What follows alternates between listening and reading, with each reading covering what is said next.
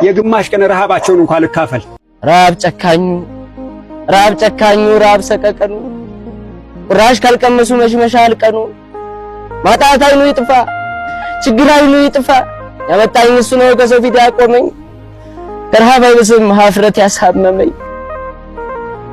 ደህና ዋልክ? እንዴት ዋልክ? አይነ ኩሉ መጣ ለጋስ ወዳጄ ዋልኩኝ ተደስቼ ዋልኩኝ ተዝናድቼ። ዛሬ እንኳን ልሰጥህ አይደለም የመጣሁት እካለህ ላይ ልወስድብህ ነው። ምን ነው አይነ ኩሉ ምን ሆንክ? ምን ገጠመ? ካንተም የባሰ ተቸገረ ገጠመኝ። ካለች 20 ብር ላይ 10ዋን ልወስድብህ ነው። አዎ በዚህ ዘመን ሰው በረሃብ ሲሞት አየሁ። ሰው በረሃብ አለቀ። የሕፃጹን ነው? የሕፃጹ። በዚህም ወደ ደብረ ብርሃን አሉ እንዲሁ በረሃብ እያለቁ ያሉ። እንደው ነገሩ አዲስ ባይሆንም ቅሉ ከረሃብም የባሰ ረሃብ አለና ያለችኝን የምሳይል ላድርስ ብዬ እየሄድኩኝ ነው። ያንተንም 10 ብር ጨምሬ ልስጥልህ ብዬ ነው። አረ የኔንም ይስጡልኝ አይነ ኩሉ። እቺንም ወስደስ። አረ አይሆንም፣ ማይሆነውን ተው እንጂ ካንተ እንደው እኔም እኮ ከምሳይ ሰጠሁ እንጂ ይሄን ያህልማ አይገባም። ያው 10 ብር ልሰጥልህ ነው፣ ይበቃሃል። ይሄን ከረዳ በቂ ነው። አይነ ኩሉ እኔ እኮ ይሄንን ያስቀመጥኩት ነገ ይረበኝ ይሆናል ብዬ ነው። ከኔ ባሰ የተራበ ከኔ ባሰ የተቸገረ ካለማ ወስዶ ያርሱልኝ እንጂ። እውነት ብለሃል። ለነገ ያስቀመጥከው ከሆነስ ለነገ ፈጣሪ ያውቅልሃል። እሺ ዛሬ ለተራቡት ልስጥልህ። እሰይ እጄን ስዘረጋ ፊት ላልነሳኝ ህዝብ ያለችኝን ካስቀመጥኳት ላይ ካገኘኋት ላይ መልሼ ብሰጥ ምን ይለኛል? ምንም።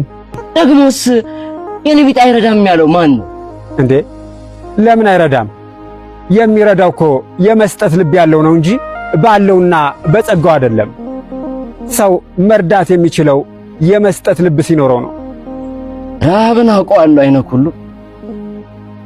ይበልጥ ያሳዝኑኛል። ስላወቅኸው ነው ከጉሮሮህ መንጭቀህ የሰጠኸኝ። ባለ ስለታመንክ አይጎልብህም። ተባረክ። እበል ቶሎ ሄጄ ልስጥ እስኪ የሚሰበስበው ልጅ ሳያመልጠኝ። ምናልባት እዚህ ታች አገኘዋለሁ፣ ሄጄ ልስጠው።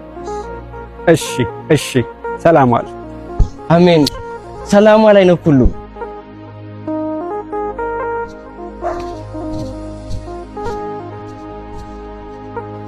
ብሩኬ እንዴት ዋሉ አይነ ኩሉ? ሰላም ነው? እግዚአብሔር ይመስገን አባት።